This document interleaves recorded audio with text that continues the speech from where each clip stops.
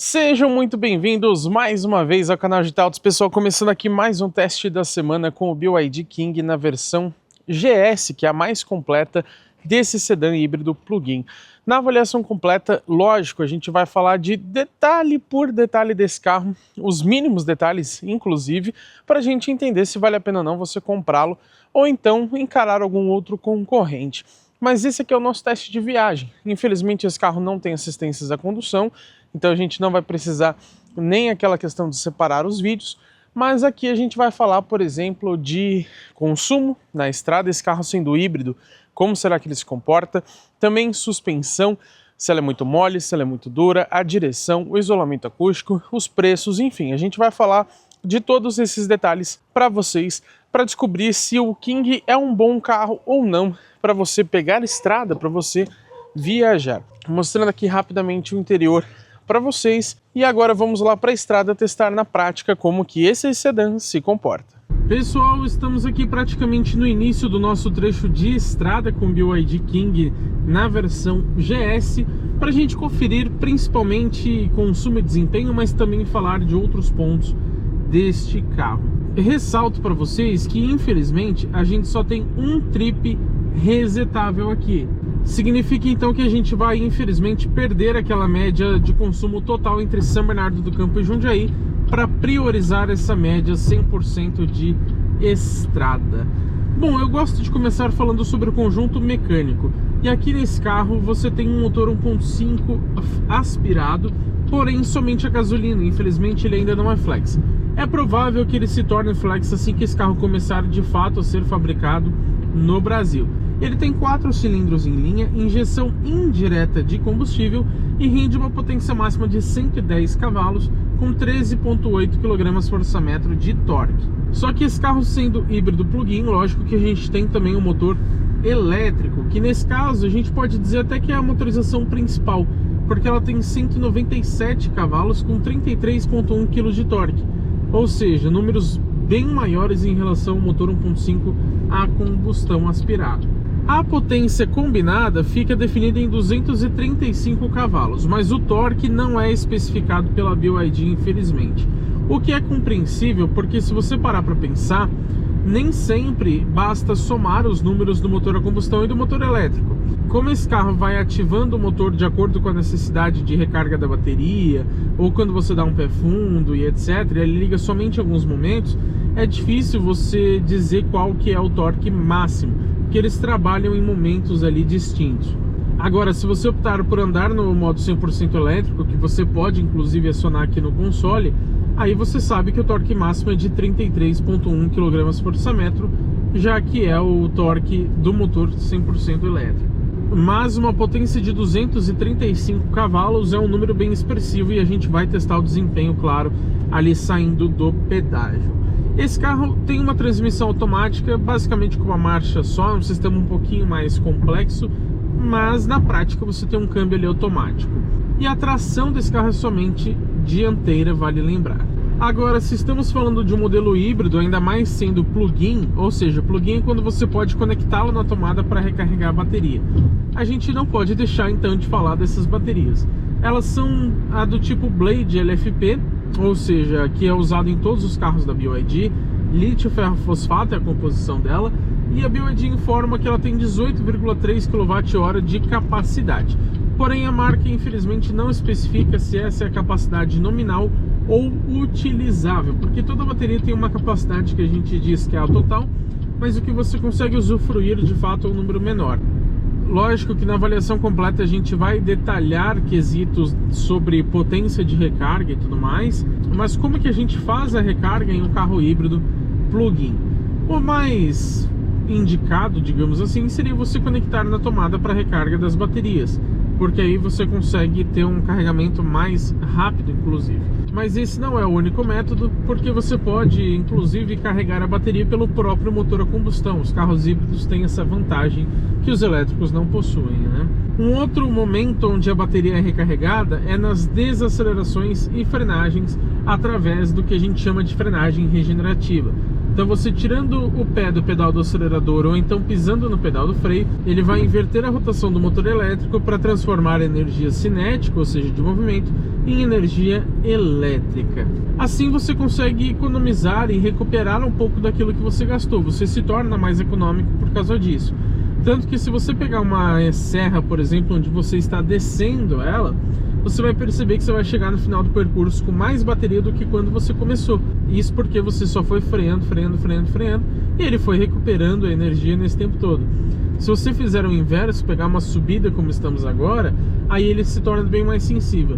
Tanto que a gente já percebe aqui que o motor a combustão está ligado, está tracionando o carro, inclusive, enquanto gera também energia para a bateria.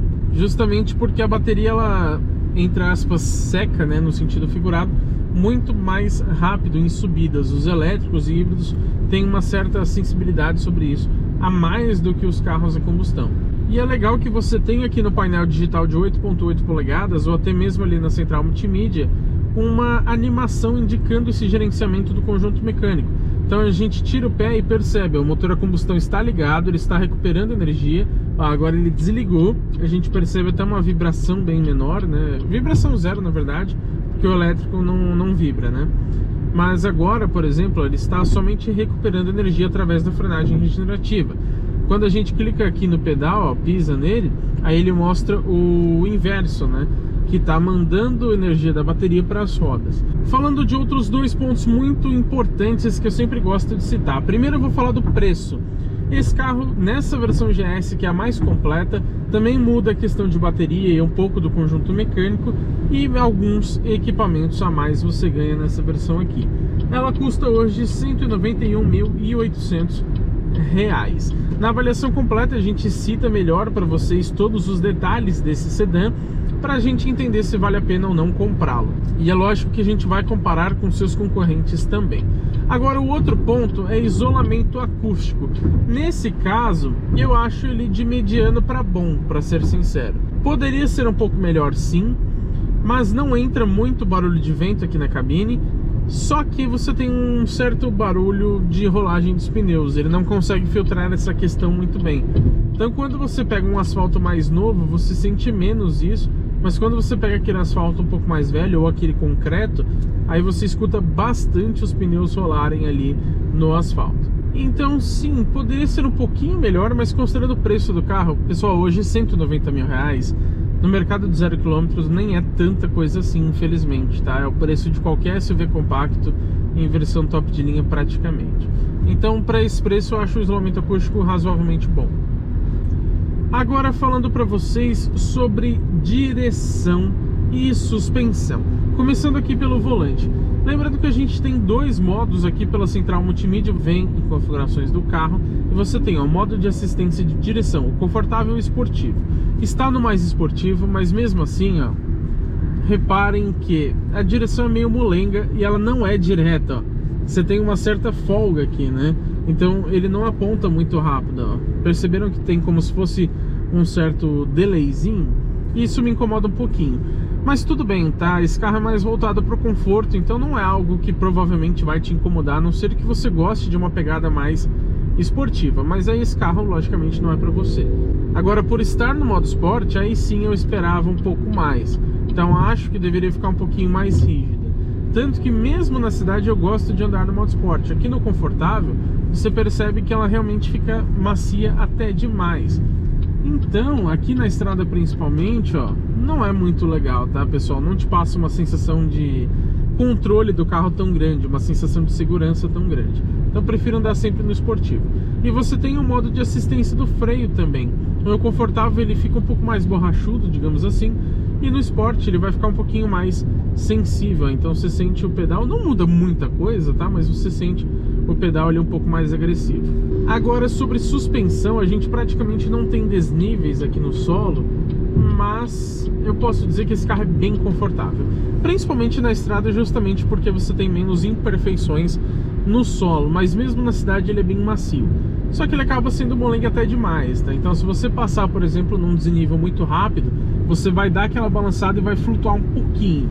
Não é tanto quanto os BYD Dolphin Mini, Dolphin Plus ou Dolphin convencional, os três já passaram aqui pelo canal, mas é molenga como a maioria dos chineses. Então acho que poderia ter um acerto aqui um pouquinho mais durinho da suspensão para garantir maior estabilidade e até um desempenho melhor em curvas. Vamos falar agora do consumo de combustível, já que estamos chegando próximo ao pedágio, que é o ponto onde a gente encerra esse trecho 100% de estrada andando de forma tranquila, né? A gente vai continuar depois, porém pisando um pouco mais forte, aí depois eu falo desse consumo acumulado para vocês. Primeiro, eu lembro que esse carro tem 1.620 kg, ou seja, ele não é assim dos mais leves, mas para um sedã médio também não é absurdamente pesado, isso considerando ser um híbrido plug-in, tá? Se você comparar com modelos a combustão convencionais, aí sim o peso extra é grande. Também ressalto que o Inmetro diz que na estrada, nesse modo híbrido, ele faz 12,9 km por litro. A gente pode perceber aqui no painel que a velocidade média foi de 106 km por hora. O painel diz que a gente gastou 1,1 litro de gasolina e a gente tem aqui também um consumo de 4,3 litros a cada 100 km. E o trip de distância foram exatamente 24 km rodados até o momento. Atualizando aqui, 4,2 litros a cada 3 km, o que dá 23,8 km por litro. Agora, ele diz que a gente gastou 1,1 litro e fazendo a conta de acordo com o que a gente rodou, 24 km, daria um consumo de 21,8. O próprio painel tem essa divergência. Vamos para o nosso teste de desempenho. Para isso já coloquei no modo Sport. Por desencargo de consciência, coloquei a bateria também no modo automático. Vamos estabilizar aqui em 30 por hora, pé no fundo. Tem uma saída legal, hein? A gente escuta o motor gritar bastante, ó. 100, 110 e 120. Falar pra vocês que o desempenho é bem gostoso, viu? Não é surpreendente, mas para um carro dessa faixa de preço é bem legal. Provavelmente você não vai encontrar isso na maioria ali dos SUVs compactos, por exemplo. Ou você encontra até mesmo um desempenho parecido, mas por um preço um pouco maior. A gente percebe que esses 235 cavalos ficam mais evidentes. A questão é, ele grita bastante porque o motor é aspirado, né? O motor é a combustão no caso. Então depois que ele entra, você escuta, ó. Agora, por exemplo, ele está somente no motor elétrico, basicamente, né? Ele não está com a rotação muito alta no motor a combustão. Mas, ó, vou dar um pé fundo aqui a 85 por hora, ó. Pé no fundo, ó. Ó, agora que o motor encheu mais o giro, ó como ele grita bastante e chegamos a 120. Ou seja, o desempenho é legal, provavelmente você não vai ter problemas em relação a isso, mesmo com bagagens e bastante pessoas dentro do carro. Nas retomadas de velocidade e ultrapassagem, muito provavelmente você não vai passar sufoco, a não ser que seja uma condição muito específica.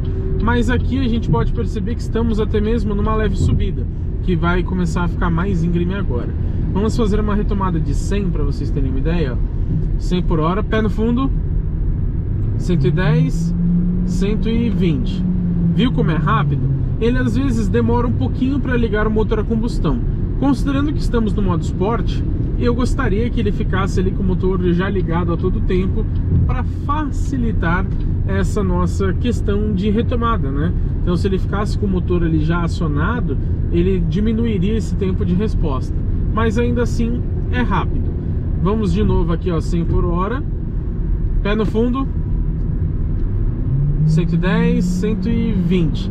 Vocês conseguiram notar que depois que o motor, a combustão entra para auxiliar, ele realmente sobe a velocidade bem mais rápido?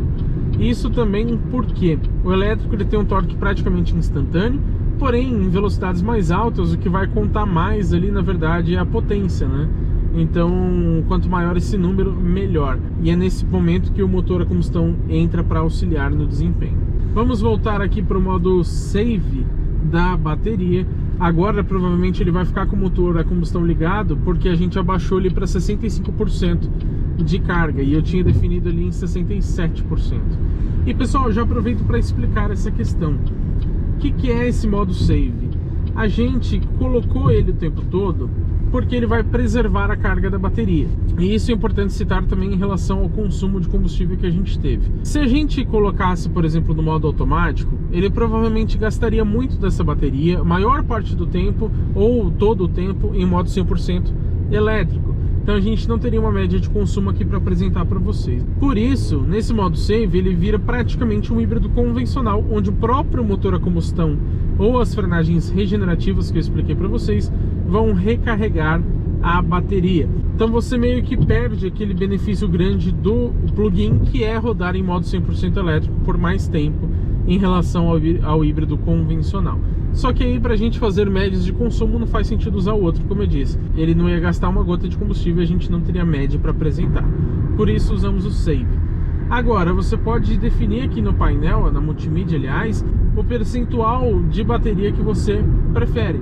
Então eu deixei ele no 67%, porque é o que está desde que a gente saiu ali de São Bernardo do Campo, né, lá do início do percurso. Mas o mínimo é 25% e o máximo é 70%. Isso já responde uma dúvida de muita gente. O mínimo sendo 25%, ele não deixa que a bateria acabe completamente. Então você não vai ter problema de acabar a bateria e o carro ficar manco, por exemplo. E mesmo assim, se você falar, putz, 25% eu acho uma margem muito baixa, eu tenho medo de ainda assim abusar mais no desempenho e ficar sem bateria. Tudo bem, coloca ali, sobe o SOC aqui na configuração, sobe para 50%, sobe para 60%, sobe para 70%. Então você vai configurando do jeito que você preferir. Ele até te explica aqui, depois eu vou mostrar na avaliação, o que é mais adequado você usar. Se você pode, por exemplo, carregar quando você chega no final do percurso, use mais o automático, porque aí ele vai usar mais da bateria. Se você não pode, vai dosando, vai usando, por exemplo, o Save para guardar um pouco de energia e usar em momentos mais adequados, ou, como eu disse para vocês, evitar que o carro perca potência.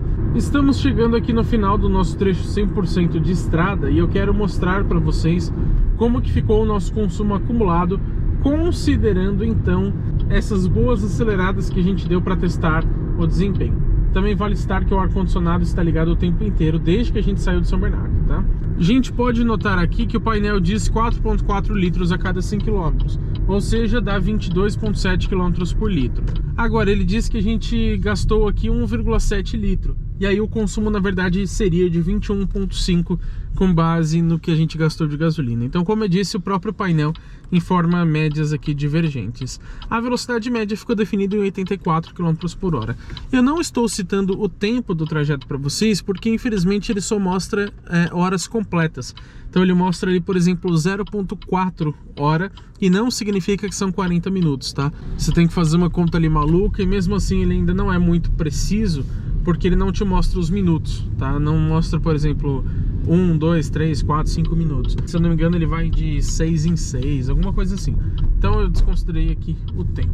Enfim, chegamos aqui no final do nosso trajeto em Jundiaí com o BYD King na versão GS. E o que eu posso dizer sobre viajar com esse carro é de que ele é um pouco sem sal. Ele não é aquele carro que te empolga. Então não tem, por exemplo, uma condução mais esportiva ou um desempenho surpreendente, embora seja divertido, tá, acelerar ele, principalmente de baixas velocidades. Em velocidades mais altas, aí a diferença, aquele punch, né, de um carro híbrido ou elétrico é um pouco menor. Mas principalmente essas retomadas de 20 a 100, de 30 a 120, como a gente fez, ali é bem divertido nesse sentido de aceleração, mas a direção não é voltada à esportividade, mesmo que você coloque no modo esporte. A suspensão também não, ela é um pouco mais molenga. Então assim, para quem quer um carro mais confortável, sim, o BYD King é bem legal para viajar e ele também é muito econômico, como vocês viram. Não é o mais econômico. O Honda Civic, se eu não me engano, no nosso trecho de estrada ele fez, vou até colocar aí na tela para vocês, mas acho que ele fez 24 km por litro. E o Civic, lembrando, é um híbrido convencional. Mas esse aqui, como eu disse, no modo Save, também se torna praticamente um híbrido convencional, mas com a desvantagem de ser um carro mais pesado por conta das baterias maiores, do motor elétrico mais potente, enfim. Então, dadas essas devidas proporções, eu acho um consumo muito bom aqui para o BYD King, pelo menos de acordo com o painel de instrumentos. É um carro com porta-malas relativamente bom, espaço interno também, então para viajar é uma boa escolha, principalmente levando em conta o desempenho e a autonomia.